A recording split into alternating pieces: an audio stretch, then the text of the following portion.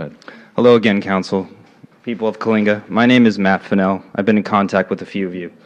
I came today up from Orange County for this very issue. I am an advocate. I've worked in this industry, the medical cannabis industry, for about 8 years now.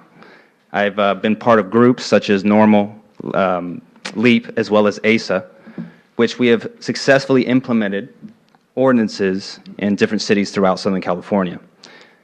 At first, we saw the same type of reaction from cities. There's a lot of divisive nature to this quality of what we bring to this community. And ultimately, we were able to get cities to see how important it is if they truly want to protect the children, they truly want to see a future that allows them to be successful, that you need to control, tax, and regulate substances that could be potentially harmful. We do know from Prohibition era that alcohol doesn't necessarily do well in a Prohibition type state. We've seen how cannabis can be utilized in a way where drug dealers do not ask for IDs. Children can easily get alcohol more available to them than they can cannabis, as we've seen that time after time. Now, cities such as Santa Ana, down in Orange County, one of the most populated areas in Southern California, at first did not want to regulate cannabis. They were completely against it. And an initiative that we brought forward by the people changed their minds. And we got it to a vote, and we won a majority vote. And in that vote, we saw a huge increase in tax revenue. And that increase in tax revenue actually funded programs to divert children away from harmful substances. And they are successful at doing this. If you look at Desert Hot Springs, you've seen what they've done. I think Councilman Vosberg actually did bring this up at the last meeting. You're looking at two different things here. We have compassionate use, which this initial Prop 215 brought here to California. You have patients here in Coalinga who are suffering in pain. This isn't about recreational. This isn't about getting high and trying to find your fix, because marijuana does not affect people in that nature. This is about compassion.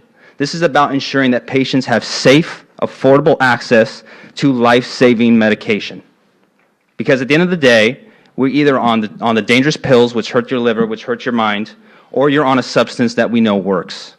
So at the end of the day, we're looking at two different things: compassionate use and tax revenue. At the current moment, Coalinga is $3 million in the deficit, operating in a deficit, period. Where is that money going to come from?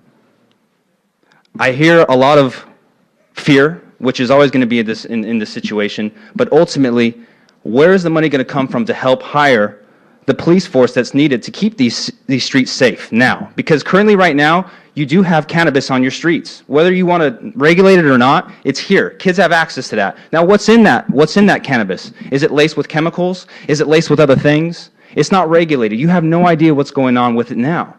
So it is a chance to actually put this under control, make it safe and available, and keep the security as tight knit as possible.